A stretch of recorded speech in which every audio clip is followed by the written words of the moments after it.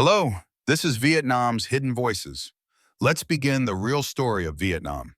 In Vietnam, foreign property buyers wait for one thing above all, the Pink Book, the official certificate that proves you truly own your apartment. Locals often live comfortably without it. Foreigners, on the other hand, become anxious. Why does this small pink booklet create such a huge gap in risk? Between locals and foreign investors? Let's break down the paradox. For Vietnamese buyers, possession is often stronger than paperwork. They buy the apartment, move in immediately, build a community, and establish social legitimacy. Even without the pink book, their daily life and practical ownership remain intact. For them, the delay is an inconvenience, not an existential threat. Foreigners live under a different system. Most foreign buyers do not live in the property. They buy for investment, rental income, and future resale. And because they do not possess the property, their entire protection depends on documentation, pricing power, rental operations, legal protection, resale, and especially repatriation. All of these depend on the pink book. Locals buy a home, foreigners buy a financial instrument. When the pink book is missing, that instrument has no legal spine. Here is the risk only foreigners face: sending your money back home. When a local sells a home without a pink book, they simply keep the cash inside Vietnam. When a foreigner sells, they must legally send money to Korea, the US, or Europe.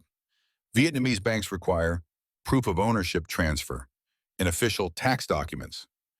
Without a pink book, this paper trail breaks, and the bank can reject the transfer. You could end up with a pile of Vietnamese dong you cannot legally move and cannot use abroad. Locals fight for their homes, foreigners fight for their exit.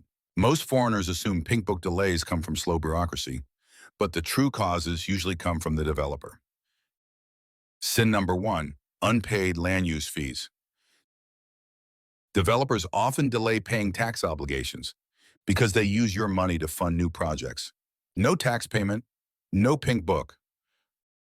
Sin number two, illegal construction or design violations. If the final building is different from the approved design, the entire project's pink books are frozen. Even small violations trigger a full stop. Sin number three, the master title is pledged to banks. If the land is mortgaged, the original red book sits in the bank's vault. Until the developer repays this loan, individual pink books cannot be issued. These are structural, not administrative problems. Recently, a new factor has appeared. When city districts merge or change boundaries, address codes and land use codes are updated. Authorities must reorganize internal systems, transfer responsibilities, and re-verify existing documents. During this transition, pink book processing can pause for months, sometimes over a year.